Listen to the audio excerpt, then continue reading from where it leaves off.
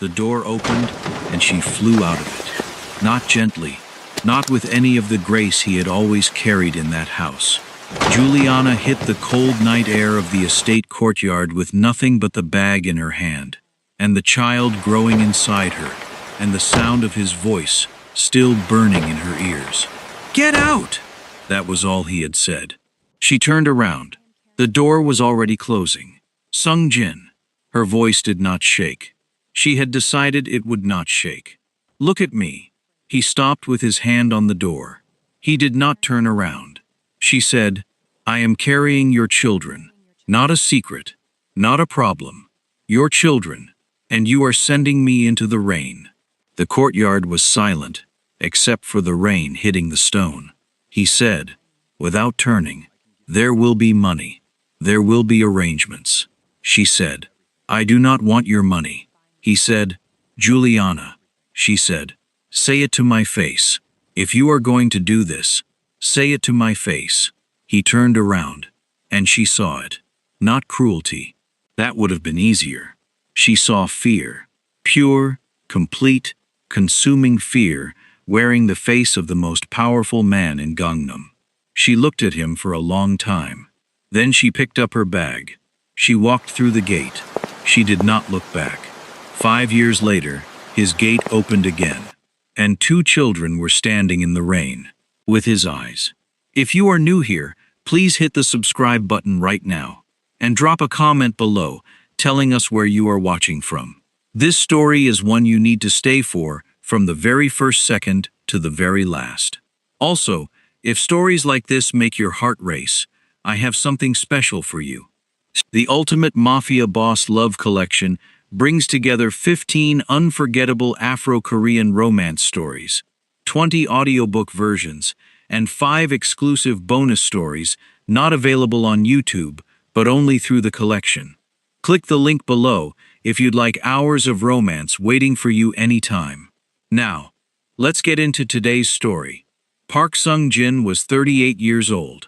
He had inherited leadership of one of Seoul's most quietly feared criminal organizations at 26, when his father died of a heart attack at the dinner table in front of 6 associates, and nobody at that table called an ambulance for 7 minutes, because nobody wanted to make the wrong move without knowing who was in charge. Park Sung-jin had been the one to finally reach for the phone. He had been the one to speak calmly through the chaos, and every person at that table had looked at him afterward with a new calculation in their eyes. He had been terrifying ever since. Not in the way of men who shout, not in the way of men who make dramatic gestures. Park Sung-jin was terrifying in the way of men who say very little and mean every word they say.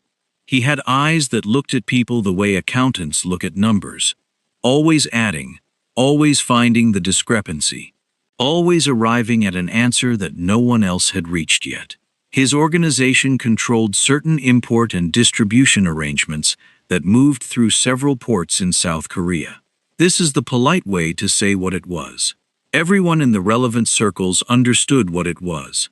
And everyone in the relevant circles understood that Park Sung-jin did not tolerate mistakes, did not tolerate disloyalty, and did not tolerate any complication that threatened the stability of what he had spent 12 years refining. He lived alone in the Gangnam estate.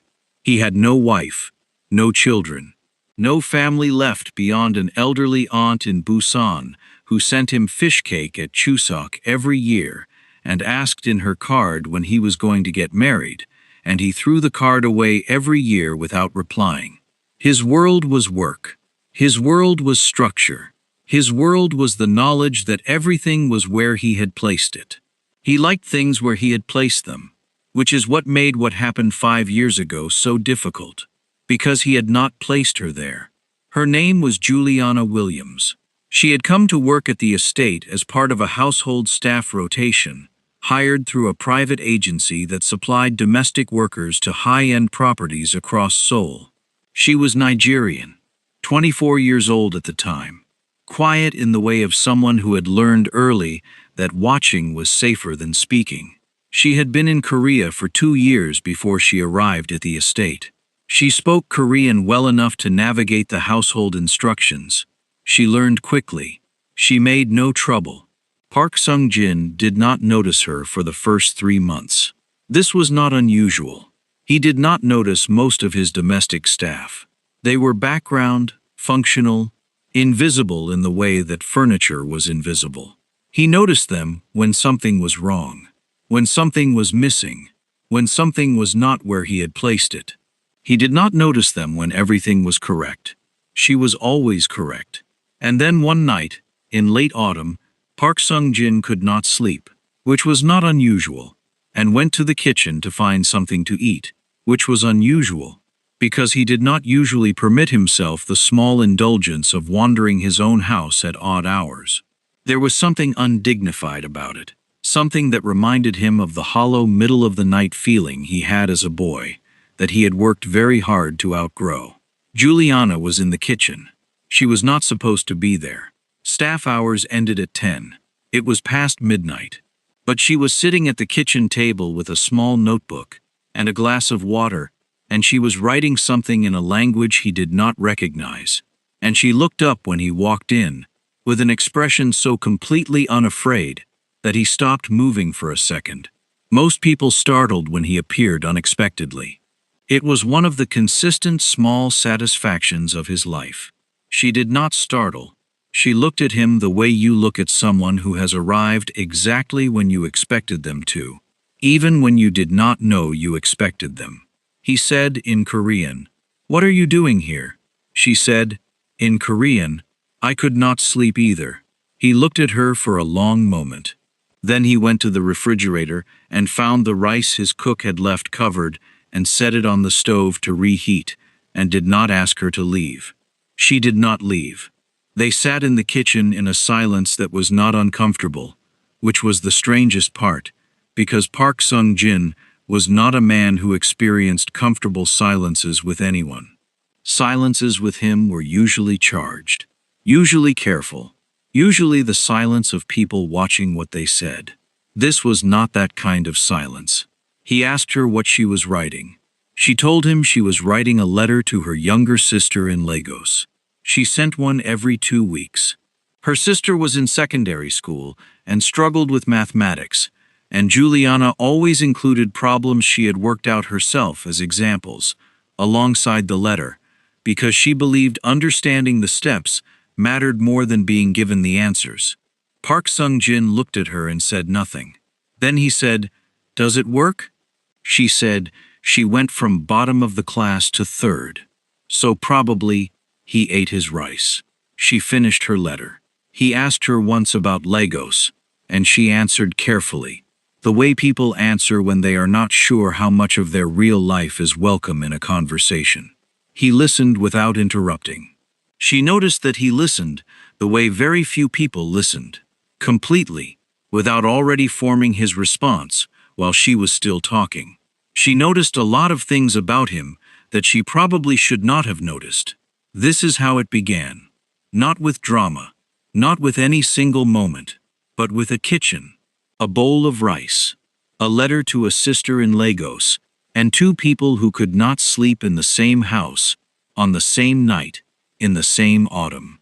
Over the following months, it became something. Neither of them named it. In Park Sung-jin's world, naming things gave them power, and he was careful about what he gave power to. In Juliana's world, some things were better carried quietly until they became strong enough to stand on their own. She would be the first to admit, later, much later, that she knew the risk. She was not naive about what he was. She had worked in this house long enough to understand the shape of it. The men who came and went with hard faces. The phone calls that happened behind closed doors. The way the entire household adjusted its rhythm when he was in a difficult mood. The way weather adjusts to a coming storm. She knew, and she stayed, not because she was foolish, but because she had also seen the other thing. The man who came to the kitchen at midnight because he could not sleep. The man who listened without interrupting. The man who, one evening when he found her sitting on the steps of the East Garden reading a book, sat down next to her without asking permission and read his own documents in silence beside her, for 40 minutes, as if that was a completely ordinary thing to do.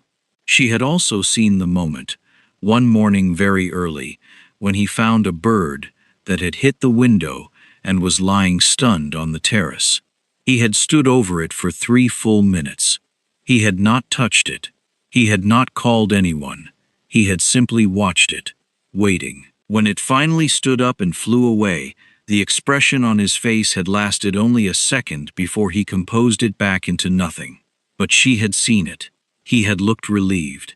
That was the man she fell in love with. Which does not mean the other man was not also real. He was. Both were. When she became pregnant, she did not know for certain at first. And then she did. And she sat with it for 2 weeks before she said anything to anyone, because she needed to understand what she felt before she faced what he would feel. What she felt, once she understood it fully, was this. It was terrifying. It was enormous. And underneath the terror and the enormity was something that she could only describe as certain. Like the letters she sent to her sister every 2 weeks. Like the steps she always included. She believed in what was there. She believed in understanding things, rather than being given the answers. She told him on a Thursday evening. She asked to speak to him privately, which was unusual enough that he looked at her carefully when she made the request. He agreed. They met in his office. He was sitting. She was standing. And she told him the truth, in clear and simple language, because she had decided that simple and clear was the only way she knew how to do this. The room went very quiet. She watched his face. She had hoped to see the man from the kitchen at midnight, the man who listened without interrupting, the man who watched the bird fly away with relief on his face. Instead, she saw a different man. His expression did not collapse. It hardened, the way stone hardens. Not in anger, not at first, in something colder, something that looked like calculation, like a problem being solved in real time. He said, "How long have you known?" She told him. He said nothing for a full minute. She counted. 1 minute exactly. Then he said, "You should have told me immediately." She said, "I needed to understand it myself first." He said, "This is not how things work." She said, "I know." He said, "You understand what my life is, what this means for my position." And she looked at him with those eyes that missed nothing, and she said, very quietly, "I understand what you are afraid of. But I am telling you, there is a person growing. I am telling you that because I thought you should know. Not because I am making demands, not because I am threatening anything. I am telling you because it is the truth, and I thought you deserved it." He stood up. He walked to the window. The same window he always walked to when he needed to compose something in his mind before it showed on his face.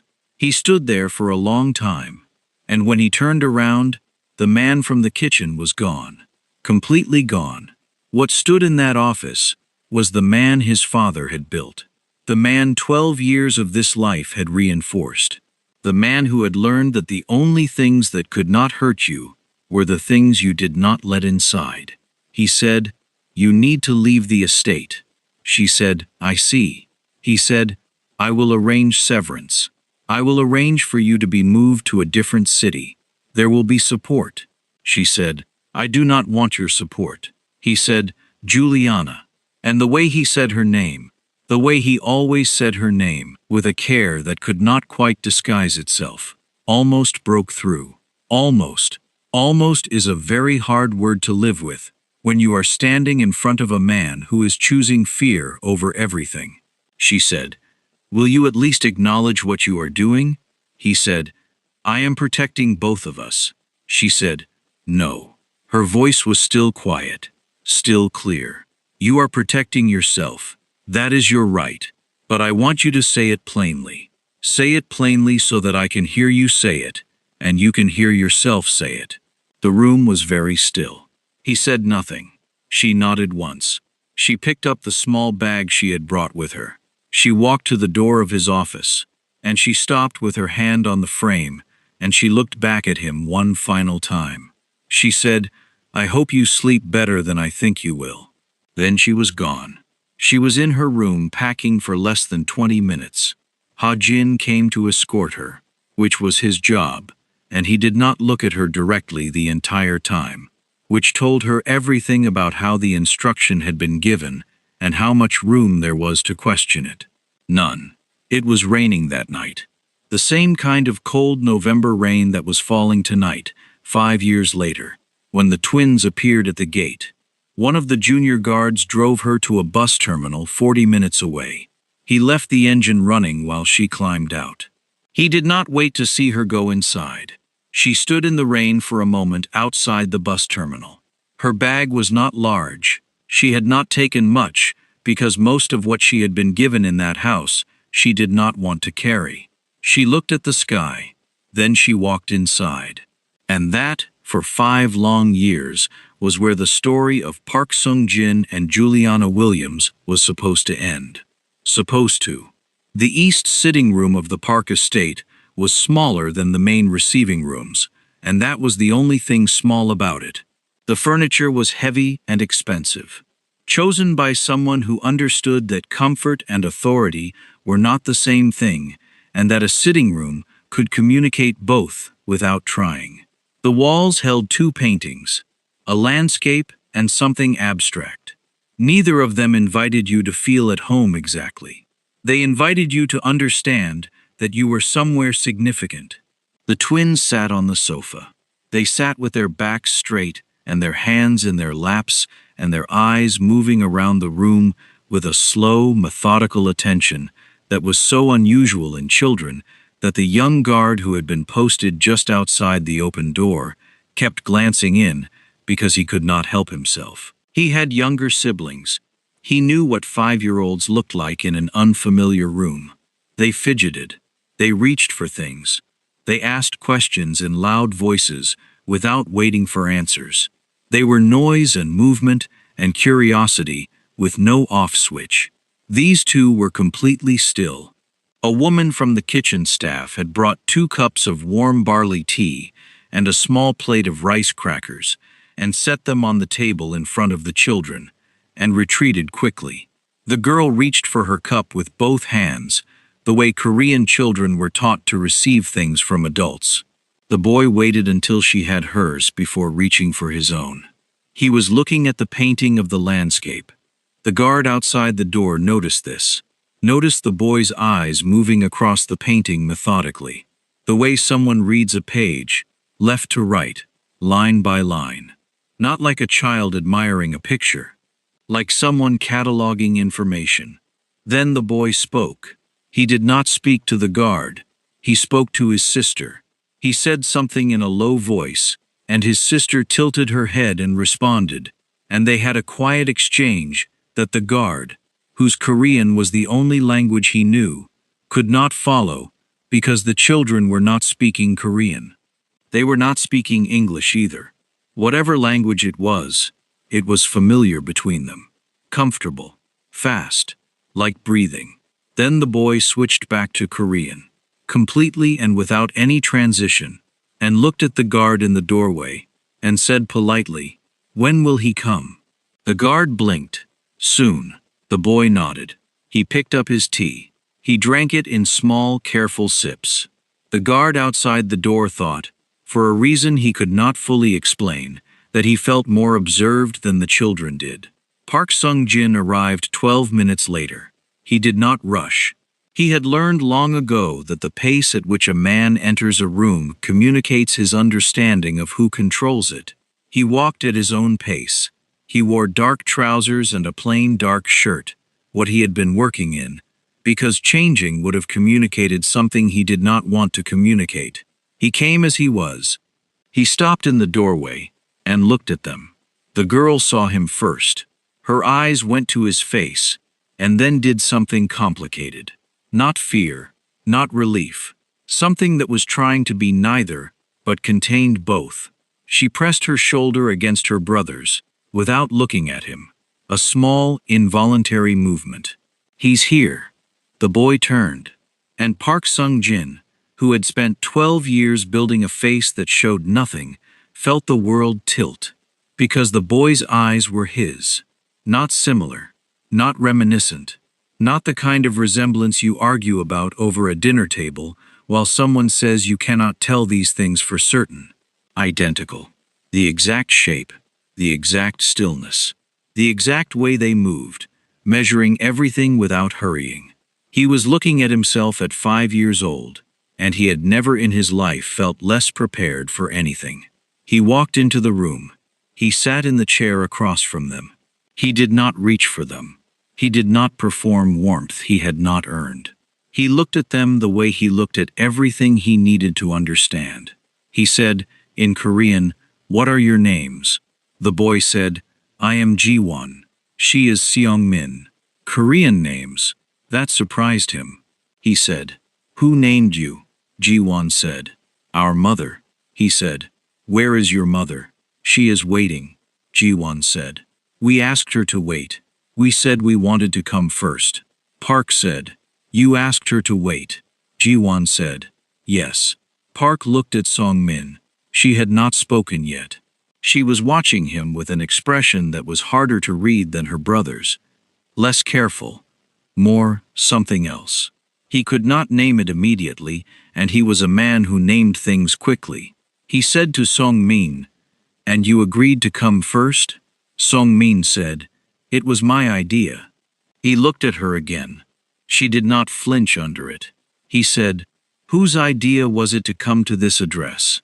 Ji-won and Song-min looked at each other for a fraction of a second.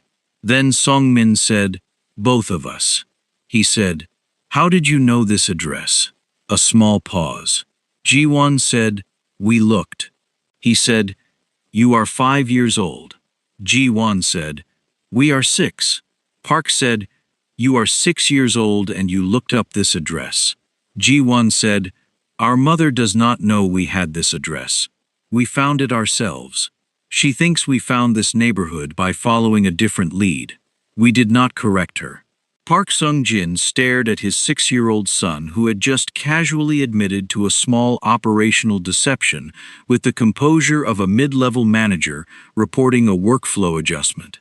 He said, "You are saying you hid information from your mother." Ji-won said, "We protected her from a decision she might have changed her mind about." The silence that followed had a weight to it. And then, because there was nothing else appropriate, Park Sung-jin said, "Where did she think you were leading her tonight?" Seong-min said, "To a community center in this area, where we heard a man matching your description, sometimes donated resources. We told her we wanted to see it. She agreed to bring us and wait outside," Park said. "And instead you came here. We made a small turn," Ji-won confirmed. Another silence.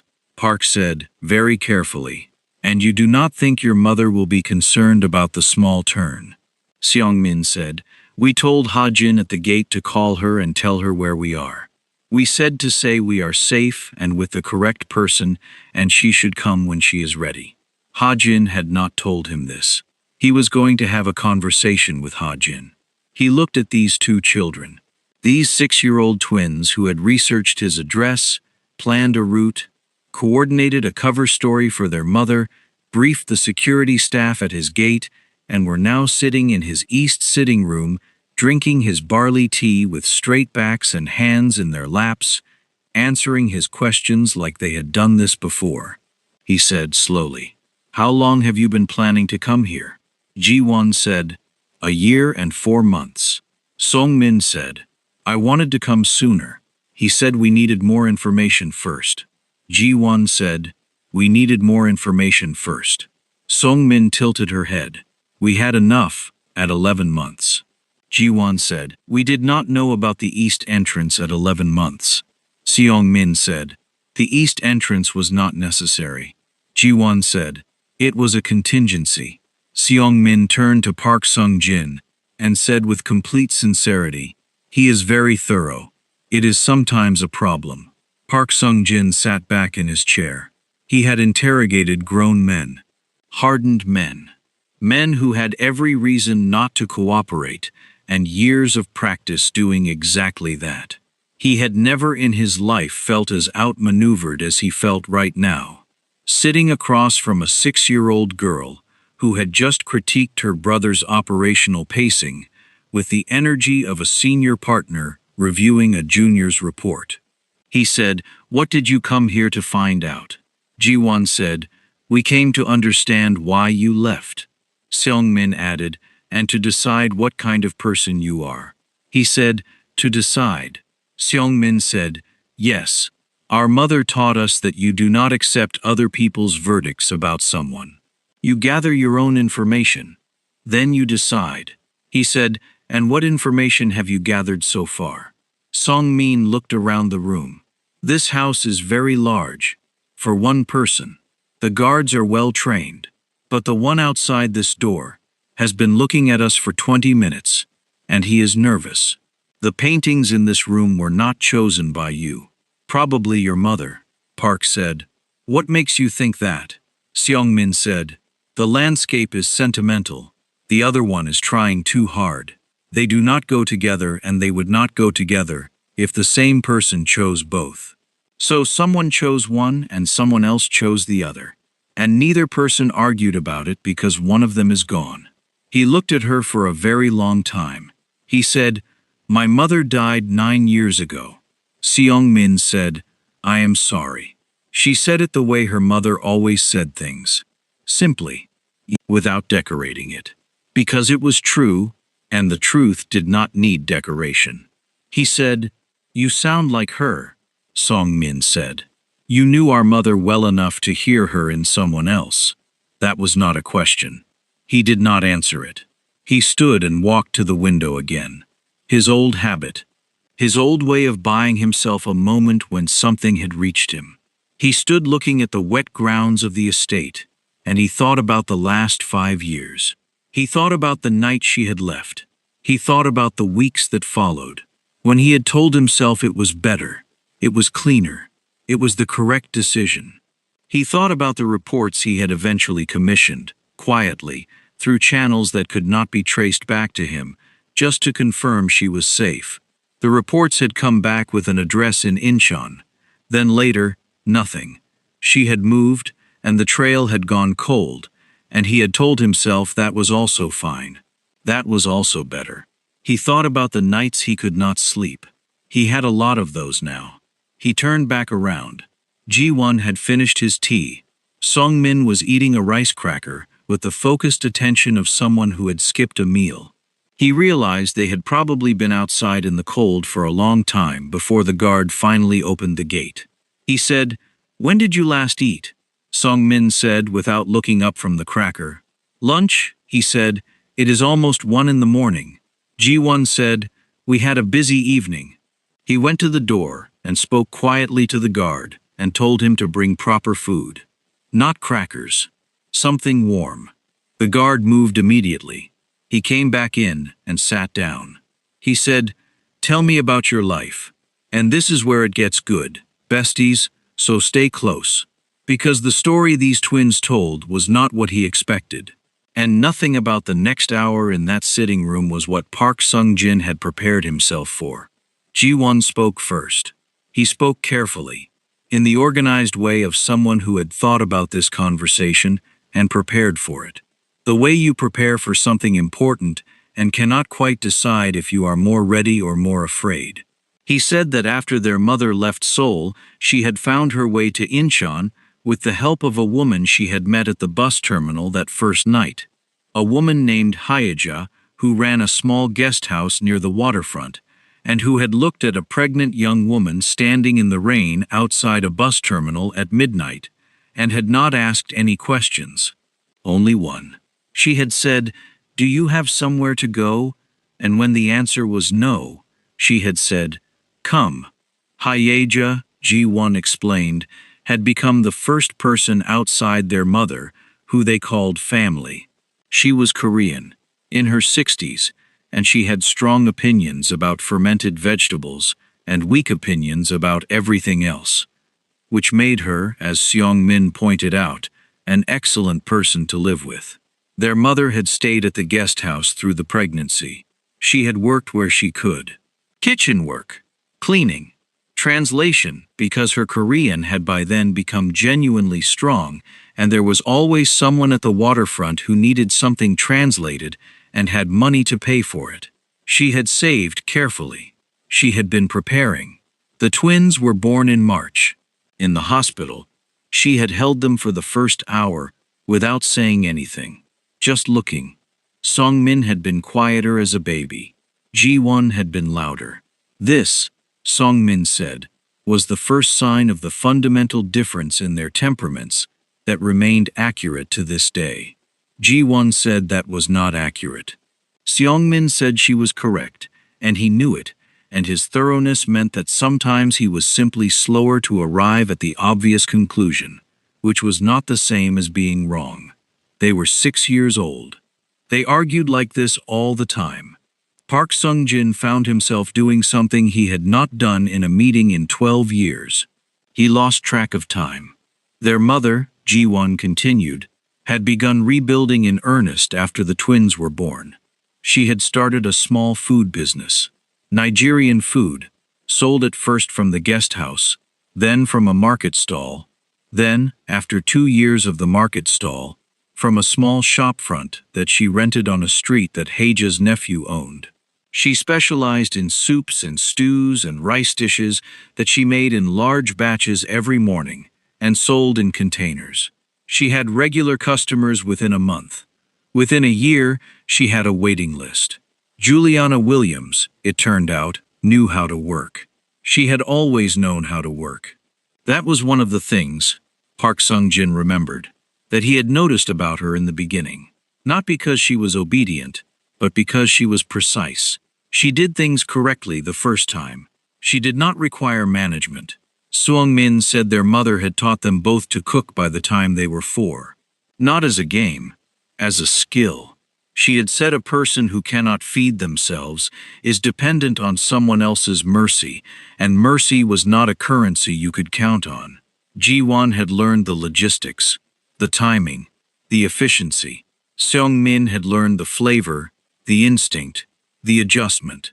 Ji-won said this was because Seong-min was impatient. Seong-min said this was because Ji-won was risk-averse. Park Sung-jin said nothing, but something in his chest did the thing it had been doing since they arrived. A slow, involuntary tightening that he could not fully stop. He asked, "Did your mother ever speak about their father?" The room went quiet. Ji-won said, "She said our father was a powerful man who was afraid of something he could not control."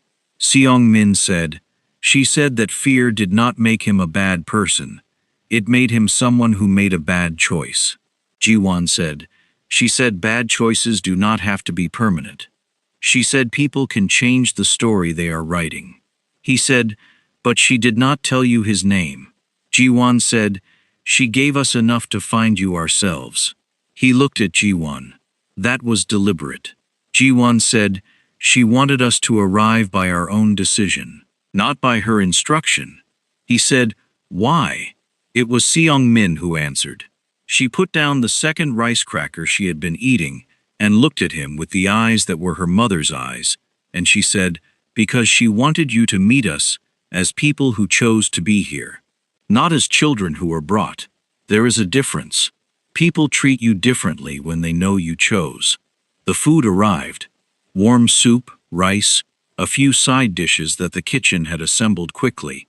The twins moved to the table and sat, and Ji-won folded his hands and said something quiet before eating, which Park Sung-jin recognized after a moment as a brief grace, the kind Juliana had done before every meal in the kitchen at midnight. Eyes closed, lips moving, quick and private, and then she would look up and pick up her spoon. He watched his children eat. They were hungry. They were trying to be dignified about being hungry, which was something Juliana had taught them, because she was Juliana, and Juliana believed that how you carried yourself in small moments was the real measure. He thought about 5 years. He thought about what 5 years had built in this room, and then a message came through from Ha-jin on the small device in his pocket. He read it once. He read it twice. He looked up at Ji-won. He said, "Your mother has arrived at the gate." Ji-won and Seong-min exchanged a look that contained an entire conversation. Seong-min said, "Is she angry?" Ha-jin's message had included her voice from the intercom. Park said, "She is not angry." He paused. "She is calm." Ji-won said, "That is sometimes worse." Seong-min nodded solemnly. "Calm means she is thinking." Park stood. He went to the door. He said to the guard, "Bring her in." "The east sitting room." He paused. "And tell Ha-jin to prepare the main receiving room. Tell him it might be needed." Then he came back inside and sat down across from the twins, who were finishing their soup with the focused appreciation of people who had not eaten since lunch. And he said, "What would you like me to say to her?" Ji-won looked up from his soup. He thought about this seriously. Then he said, "The truth. Whatever the truth is, even if it is uncomfortable." Seong-min said, "Especially if it is uncomfortable." He said, "And if the truth is that I made a choice I cannot take back?" Ji-won said, "Then say that." Seong-min added, "But also say what you are going to do now. The past is what it is. What matters to us is now." He looked at these two children. He said, "How are you this old in 6-year-old bodies?" Seong-min said, "Very seriously, our mother reads to us constantly and makes us explain everything back to her. It is very demanding." Ji-won said, "It is also very effective." Park Sung-jin, for the first time in a very long time, felt something move across his face that was not composed or strategic or managed. He felt it before he could stop it. He felt something that in different circumstances, on a different face, you might have called the very beginning of a smile. Before we continue, a quick note for everyone who loves these Mafia boss romance stories. I've bundled 20 of our most loved Afro-Korean romance stories into the Ultimate Mafia Boss Love Collection. You'll get all 15 complete stories, 20 audiobook versions, plus 5 exclusive bonus stories you won't find on YouTube. If you'd love to enjoy these stories anytime without ads or interruptions, you'll find the link in the description below. Juliana Williams had not been inside the Park estate in 5 years and 6 months. She had not expected to be inside it ever again. She had, in fact, spent a considerable amount of energy building a life that made never returning not only possible, but entirely sufficient. She had a business. She had a home.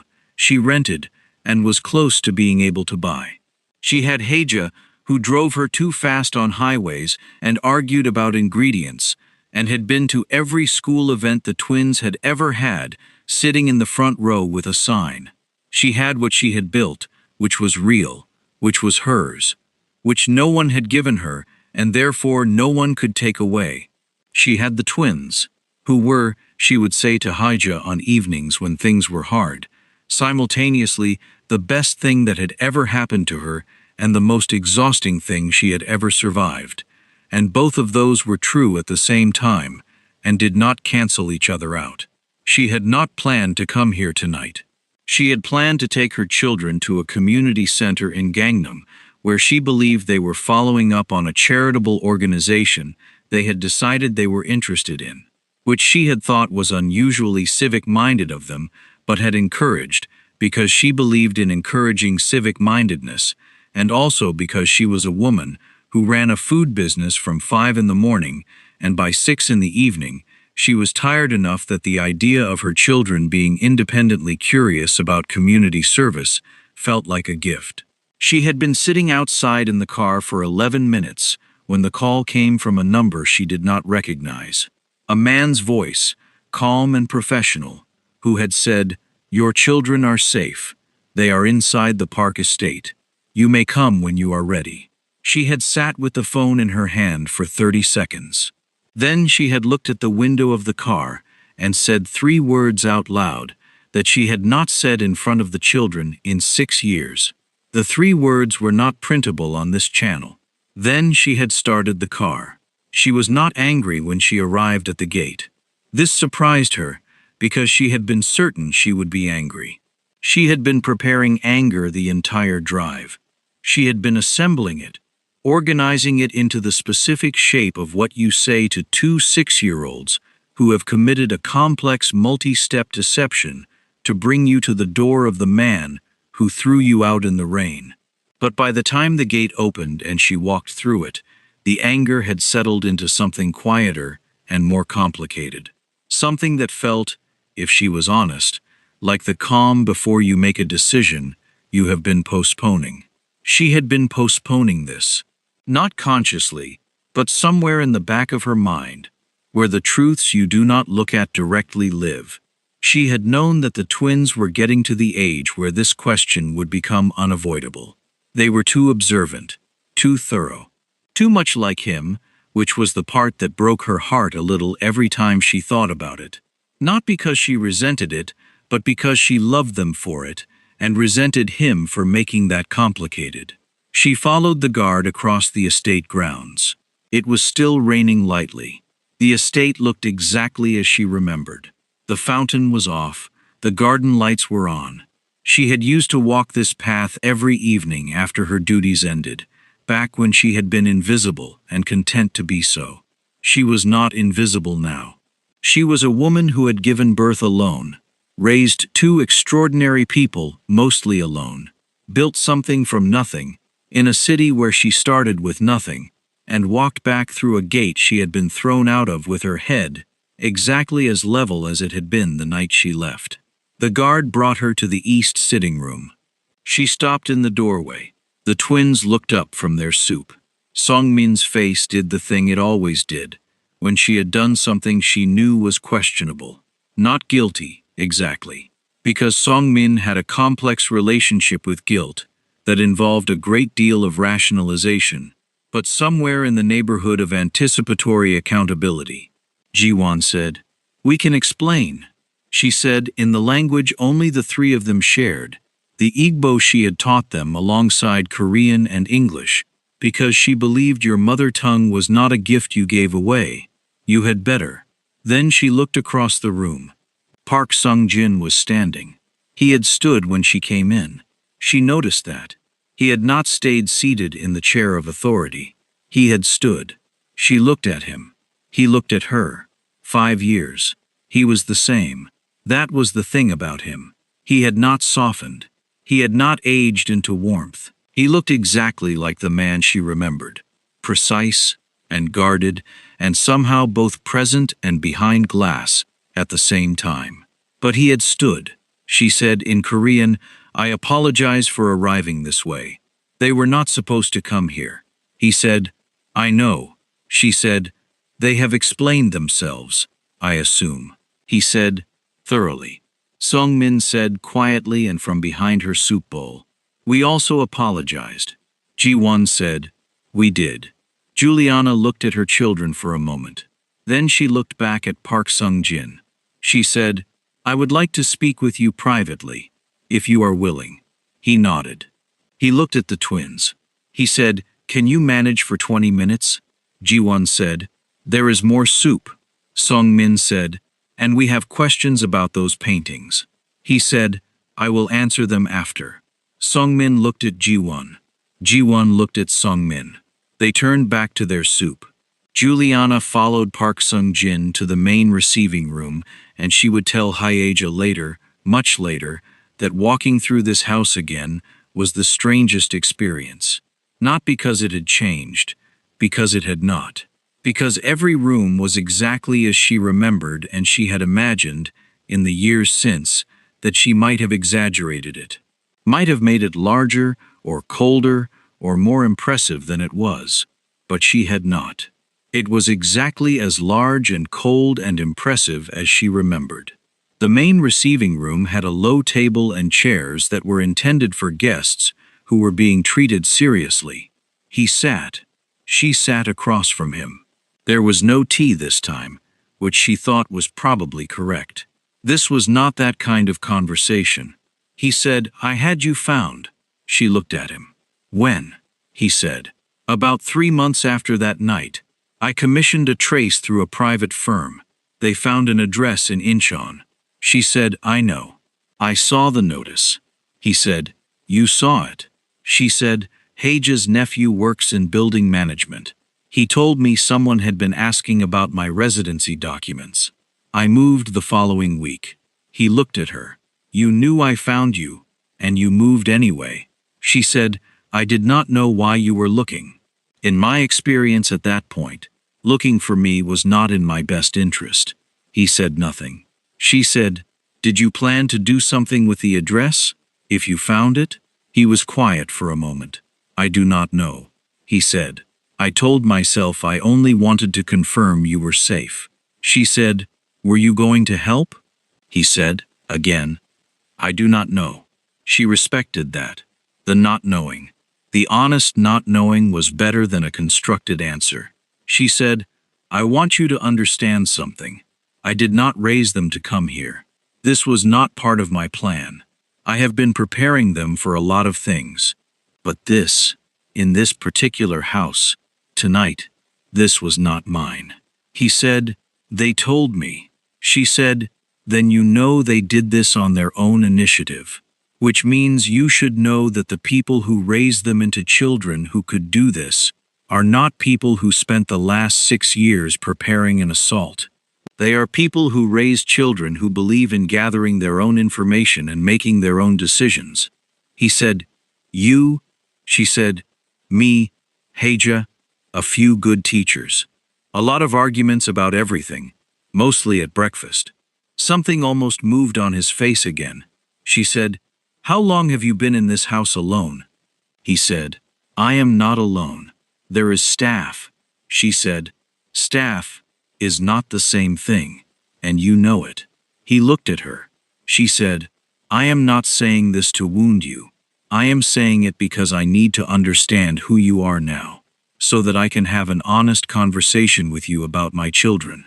He said, Your children. She said, They are mine. They have been mine for 6 years while you did not know they existed, or while you did not permit yourself to know. That landed. He said, I deserve that. She said, Yes. A silence.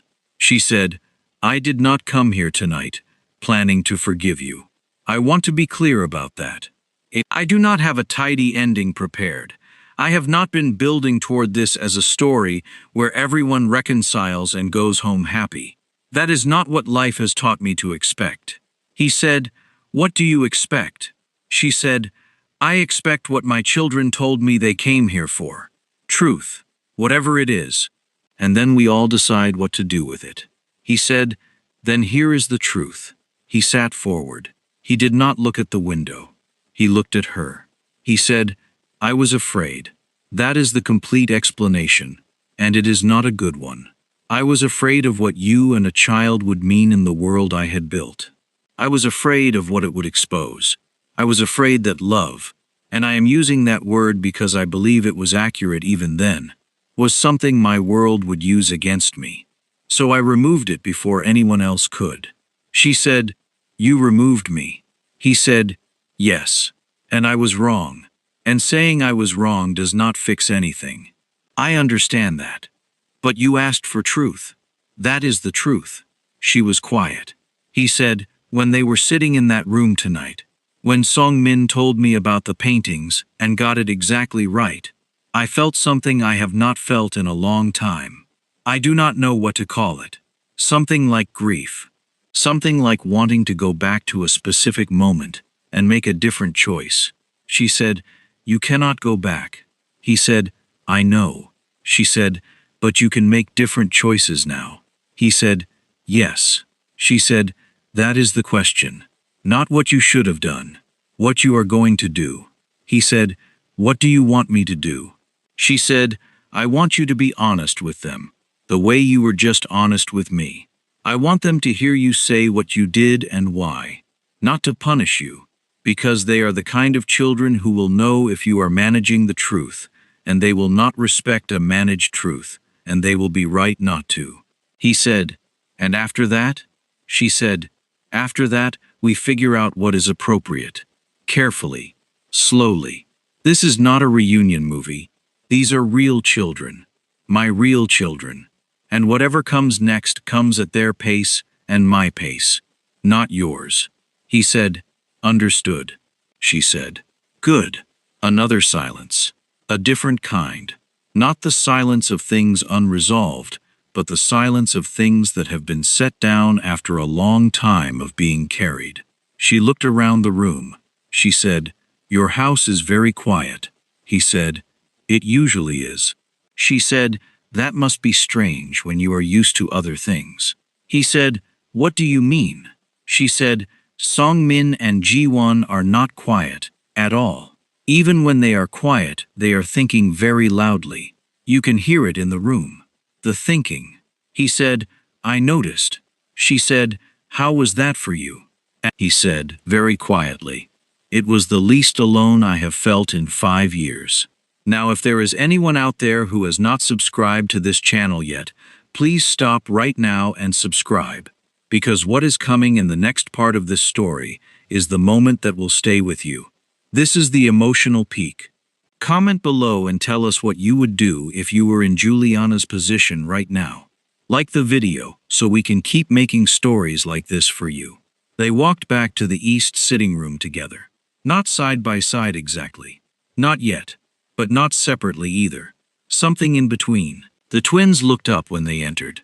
Seong-min assessed the mood of the room the way she always assessed the mood of the room, with her eyes doing a fast sweep that was so fast it looked like she was simply looking forward. Then she picked up her cup again. Ji-won said, is it resolved? Juliana said, we have started. Ji-won said, started is good. Starting is harder than continuing. Park Sung-jin looked at Ji-won for a moment. He said, who told you that? Ji-won said, my mother. Park said, she is right.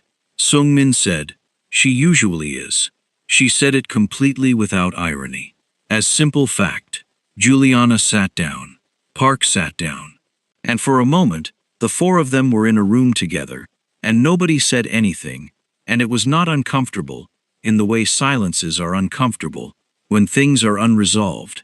It was the kind of silence that happens when a room finally contains everything it was supposed to contain and is adjusting to the weight.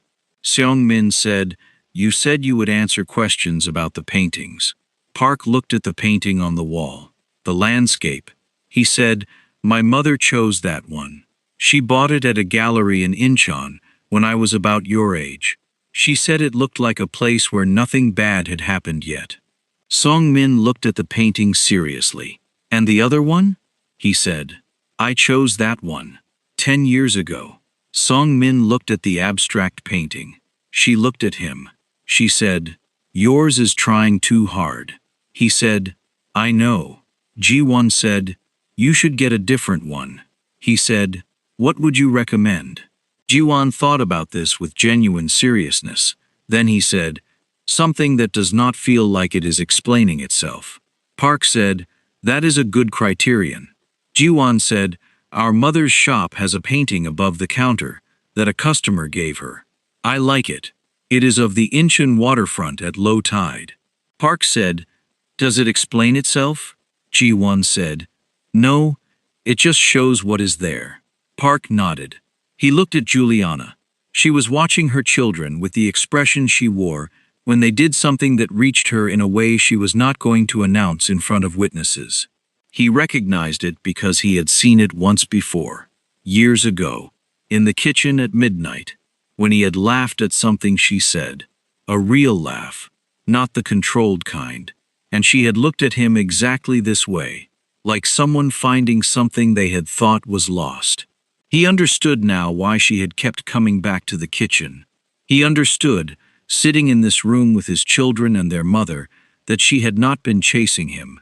She had been recognizing something, and she had been right to recognize it. The thing she saw was real. He had buried it very efficiently, but it had been real. Seong-min yawned.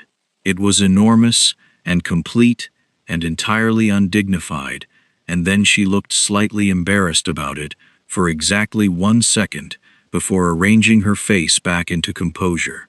Ji-won looked at her. Seong-min said, I am not tired.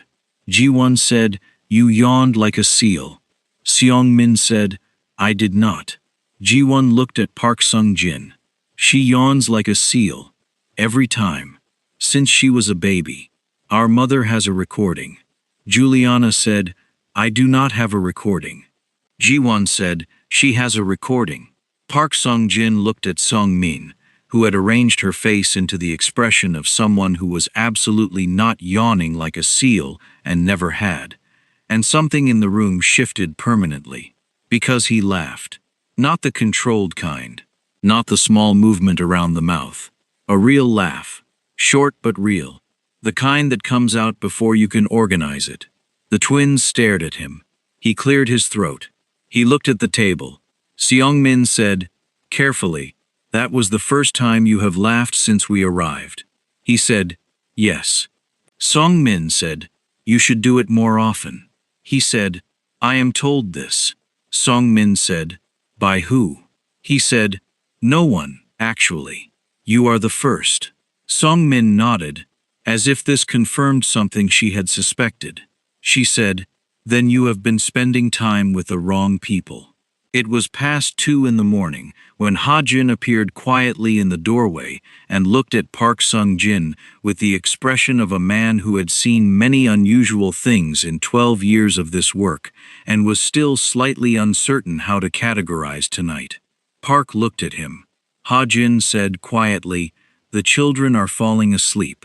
He said it as though reporting a security situation that required management, which, in a way, it was. Song-min had listed to one side against the arm of the sofa. She was not asleep, technically. Her eyes were still fractionally open. But her assessment of the room had slowed considerably, and the hand that had been holding her cup was now resting in her lap, and the cup was on the table. Ji-won was sitting straight, as he always sat. But his eyes had a soft, unfocused quality that meant his extraordinary mind had finally decided it had gathered enough information for one evening and was beginning the process of shutting down for maintenance. Juliana looked at her children. She said something in Igbo, low and quiet, the 2 syllables that meant something like come back, and Seong-min's eyes focused again, and Ji-won straightened, and they both blinked at the room as if locating themselves. Seong-min said, I was not asleep. Ji-won said nothing, which was more honest than saying he was not asleep either. Juliana said, we should go. Park said, it is late. The roads are wet. He paused. He was aware this was the most domestically careful thing he had said to anyone in years. You are welcome to stay. There are prepared rooms. Juliana looked at him. He said, I am not making a demand or a request. I am offering. She said, I know the difference. She looked at her children. Ji-won had not fallen asleep because he would not permit himself to fall asleep in an unfamiliar location until he had categorized the location as safe. This had been his system since approximately age 3, and Juliana had tried to explain to him many times that not every room required prior threat assessment, and he always listened respectfully and then continued to assess prior to sleep. She watched him do the assessment now. She could see it in the way his eyes moved around the room one more time. The exits, the guard position, the face of the man across from them, which Ji-won looked at last and longest. Ji-won looked at Park Sung-jin. He said, are we safe here? It was a direct question, the kind of question that only a child or someone with nothing left to lose asks directly. Park Sung-jin looked at his son. He said, yes. Ji-won said, you are certain. He said, I am certain. Ji-won nodded once. He said, then we can stay. Ha-jin moved immediately, with the efficiency of a man who had already prepared for this possibility. Because 12 years with Park Sung-jin had taught him to prepare for possibilities that had not been announced. 2 rooms were ready in the guest corridor. Quiet, warm, doors that locked from the inside. Juliana took her children down the corridor. At the doorway of the first room, she turned back. Park was standing at the end of the hall. She looked at him for a moment. She said, thank you. He said, they are welcome here. She said, I know that now. She went in. The door did not close all the way. She left it fractionally open, the way she always slept when the twins were small. One ear always toward the hallway, always listening. Park Sung-jin stood alone at the end of the corridor for a long time. He thought about what Ji-won had said. Are we safe here? He thought about the fact that the question needed asking. He thought about what it meant that a child who was half him had grown up needing to ask that question, had grown up in a world where the answer could not be assumed, and that this was a thing he had made true by the choice he had made 6 years ago. He went back to his office. He did not try to work. He sat in the chair and looked at the document on his desk that he had been reading when Ha-jin first came to find him, which already felt like it had happened in a different century. He thought about what Juliana had said. What are you going to do now? Not what you should have done, what you are going to do. He sat with that for a long time. Then he opened a drawer in his desk. In the back of the drawer, behind documents that were filed and organized and exactly where he had placed them, there was a small photograph. He had not put it there intentionally. It had arrived in an envelope 3 months after she left, sent to his business address through channels that should not have known his business address. And inside the envelope, there was nothing but the photograph. A photograph of Juliana at the estate, taken in the garden during the summer before she left. She was not looking at the camera. She was looking at something to the left, something outside the frame, and she was laughing. The real laugh. The full-faced one. He had not known who sent it. He still did not know.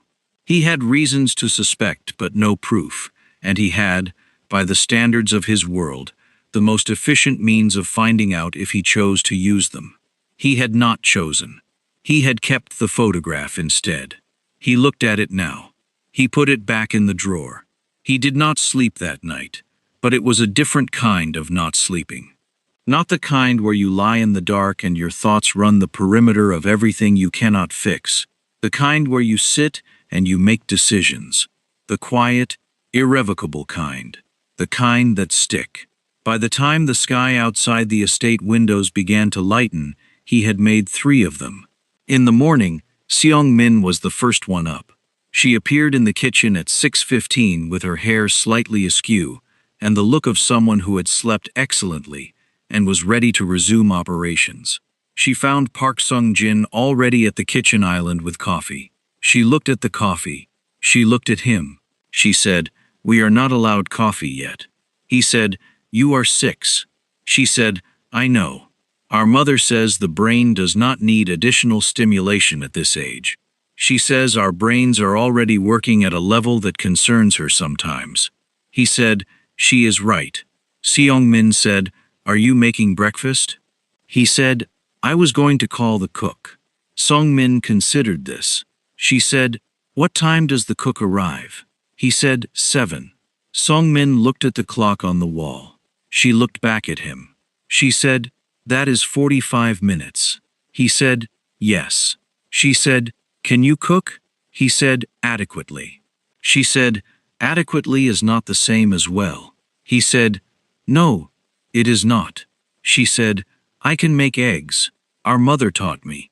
I can do it properly, not just scrambled." He said, "What else can you do?" She thought about it.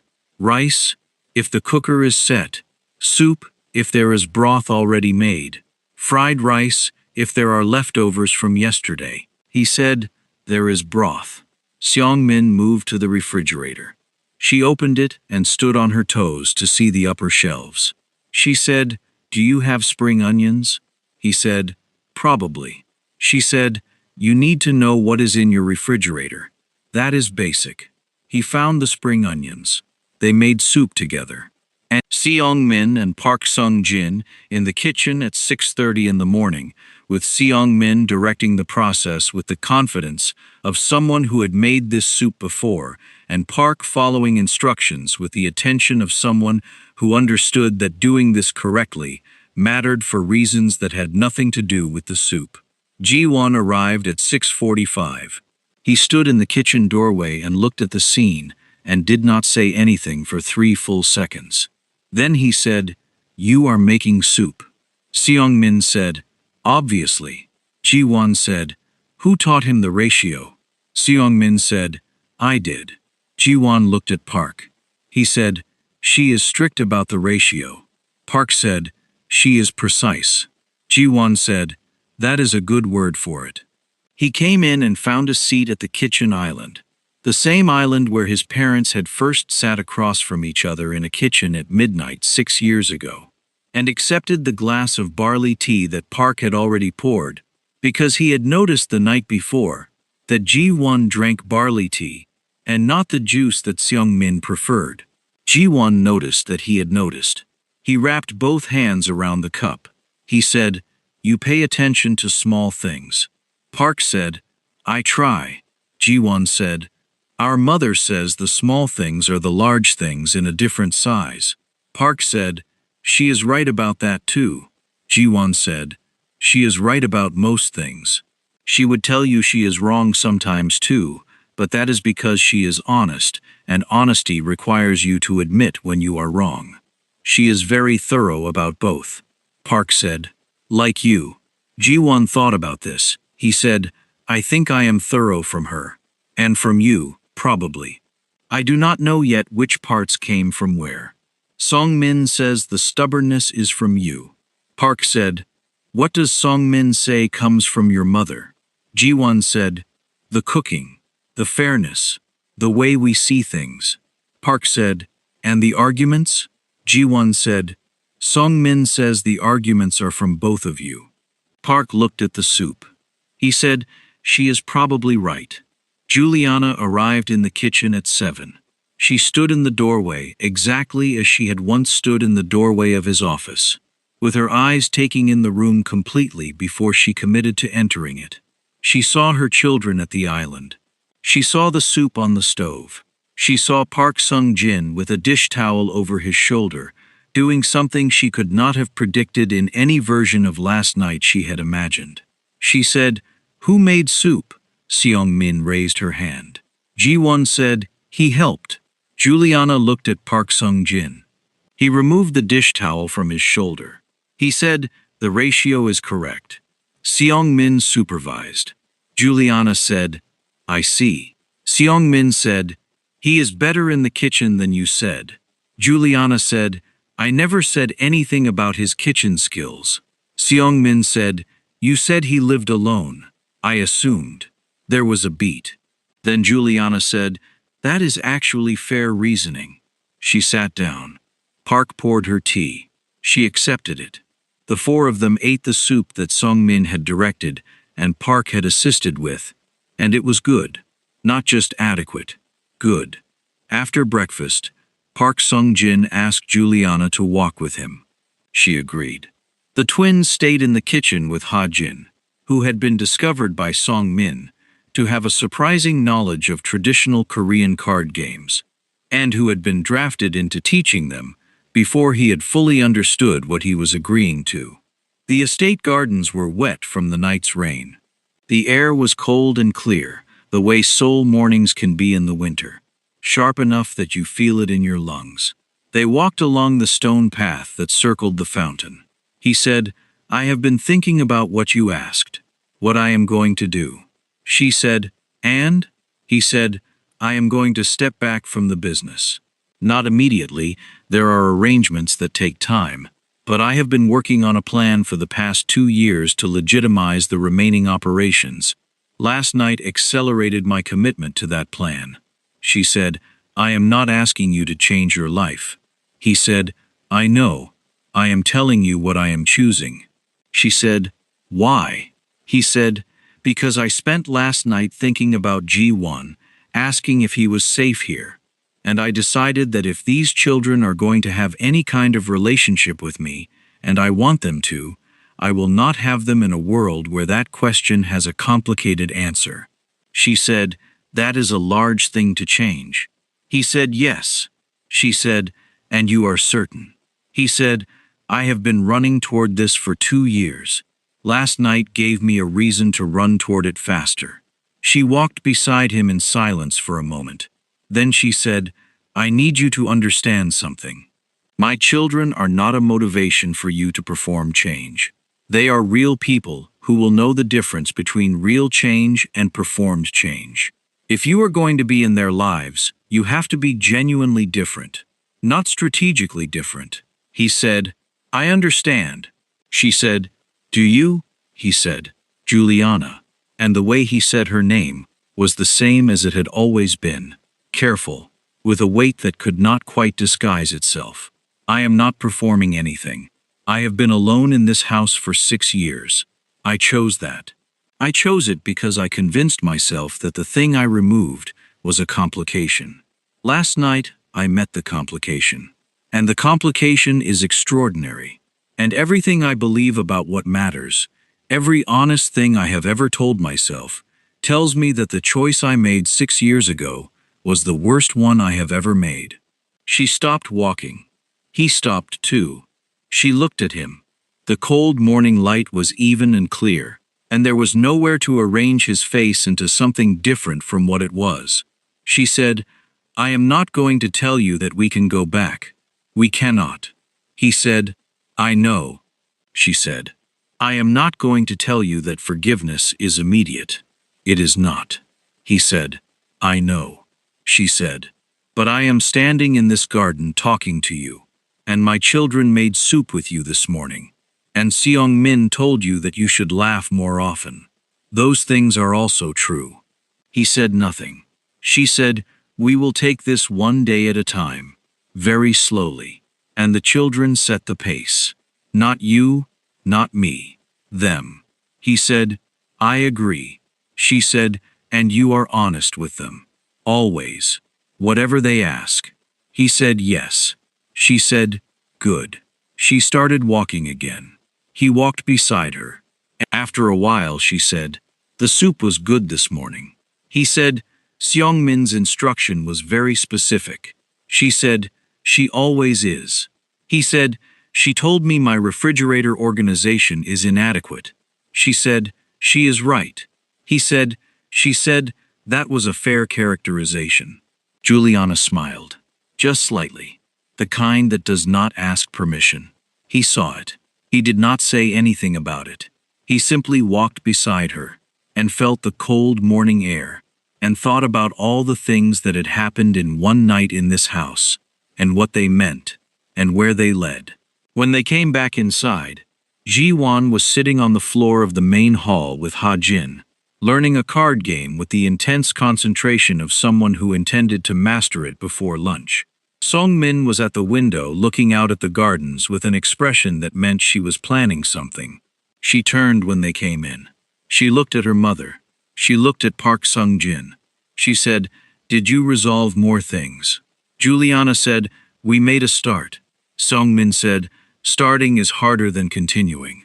Park said, your brother told me that. Song-min said, our mother says it. He just says it more often. She tilted her head. Are we coming back? The room went quiet. Juliana looked at Park. He said, to Seong-min, if you want to. Seong-min said, we would like to. Ji-won did not look up from his card game. He said, we discussed it last night. Seong-min said, when we were not sleeping. Ji-won said, we were still awake at midnight. Park said, what did you decide? Ji-won finally looked up. He said, we decided that the story is not finished, and that leaving before you understand something does not mean you understand nothing. It just means there is more. He looked at Park with those eyes, those undeniable eyes. We want to understand more. Song-min said, also the paintings need replacing. Park said, I will take recommendations. Song-min said, we have some. He said, I expected that. Juliana watched this exchange. She watched her children negotiate the terms of a relationship with a man they had known for less than 12 hours, doing it with the precision and the fairness and the thoroughness she had spent 6 years building into them, doing it with the intelligence that was hers and the strategy that was his and the particular combination that was entirely their own. She thought about the night they were born, about the hospital in Incheon, about the hour she had spent holding them both and not saying anything, just looking. She thought about Heja, who would need to be called, and who was going to have extraordinary feelings about all of this. She thought about the morning they had woken her up at 4 years old, by standing silently beside her bed in the dark. Both of them, waiting for her to notice them, because Seong-min had said they should not wake her, and Ji-won had said they could not wait, and Seong-min had said they could stand there instead, and it had been, she had said to Heja afterward, the most alarming and also the most them thing that had ever happened. She thought about the walk she had just taken in the garden beside a man who had made the worst choice of her life possible, and who had said I was wrong without any performance, without any cushioning, without any attempt to make the wrong thing sound less wrong than it was. She was not ready to call that enough, but she was willing to call it a beginning. Because Juliana Williams had built a life out of beginnings. She was very good at beginnings. She knew what to do with them. Before they left, Song-min stopped in the east sitting room one more time. She looked at the paintings, the sentimental landscape and the abstract that was trying too hard. She said, to the room in general, the one your mother chose should stay. It is good. The other one should go. Park said, and what should replace it? Seong-min said, something true, not something impressive, something that just shows what is there. He said, like your mother's waterfront. Seong-min said, yes. She turned and looked at him. We could bring one from the shop, one of the customer's paintings. The woman who gave it to our mother said it was hers to do with what she wanted. I think our mother would say yes. He said, ask her. Seong-min went to ask. Park Sung-jin stood alone in the east sitting room for a moment. He looked at the painting his mother had chosen. A place where nothing bad has happened yet, she had said. He had not understood that when he was 5. He had not understood it when he was 26, and running this estate, and convincing himself that strength meant never letting anything in. He understood it now. Some things are not about what has already happened. They are about the possibility that what comes next can be different. Not fixed, not perfectly repaired, not pretending the past did not happen. Just different, just open, just the possibility of something being made from what was not made before. Ha-jin appeared in the doorway. He looked at his employer, who was standing in the east sitting room looking at a painting, which was not a thing he had ever looked at in 12 years of employment here. He said, cautiously, are they leaving? Park said, yes, for now. Ha-jin said, are they coming back? Park looked at the doorway where Seong-min had just been standing with her assessment of the paintings and her plans for replacement and her absolutely unshakable certainty about everything she believed. He said, yes. Ha-jin nodded. He did not ask anything further. But something in the set of his shoulders as he walked away told Park that 12 years of observation had given his head of security a very clear picture of what had changed in this house tonight, and that whatever he privately thought about it, whatever surprise or calculation it involved, he was choosing, in this moment, to simply let it be. The car that took them back to Incheon was one of Park's. He had offered. Juliana had looked at the offer for a moment and then said yes, because Song-min was half asleep against the window before they even got to the gate, and Ji-won would not sleep until Song-min did, and it was a long drive, and she was a woman who made practical decisions. As the car pulled out of the estate, Ji-won looked back through the window. He looked at the gate as it closed. He said, without turning around, did you tell him about the seal yawning recording? Juliana said, there is no recording. Ji-won said nothing. Seong-min said, from behind closed eyes, there is a recording. Ji-won said, I knew it. Juliana said, go to sleep, both of you. Seong-min said, I was not. Juliana said, Seong-min. Silence. In the quiet of the car, with the wet Seoul streets moving past the windows and her children finally sleeping in the back seat, Juliana looked out at the city she had rebuilt her life in. The lights reflected on the wet road, The same rain that had been falling the night she left was finished now. The sky was clearing, the kind of clearing that happens just before real dawn, when the dark is not fully gone but the light is already beginning to decide. She thought about what she had said to Park in the garden. One day at a time. Very slowly, the children set the pace. She thought about Sung Min, saying the story was not finished. She thought about 6 years of beginnings. She was good at beginnings. She looked at the clearing sky. Some choices do not disappear with time. They grow. They become children who find addresses and research security protocols and ask questions that hit like stone. They become truths that knock on your door in the rain at midnight because the rain does not care how long you have been pretending the past is gone. And then you have to decide, not what you should have done, what you are going to do. Park Sung-jin had said he would be honest with them. Always. She believed him. She would watch. She would see. And if the honest thing turned out to be real, they would all figure out together what the story looked like when the people writing it finally decided to be brave enough to write it true.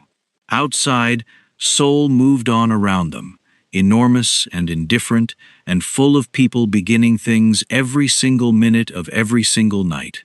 And the car carried them home through the clearing dark, and the twins slept, and Juliana breathed, and somewhere behind them in a house that was very quiet and very large, a man sat in his office and did not look at documents and did not make calls and did not manage anything at all. He just sat, and for the first time in a long time, the quiet felt like something other than being alone. Please like this video right now. Share it with someone who needs to hear a story about what happens when the past stops running from you and walks up and knocks on your door. Subscribe to this channel for more stories that stay with you long after the screen goes dark. Drop a comment below and tell us what you would have said to those twins at the gate. Tell us where you are watching from.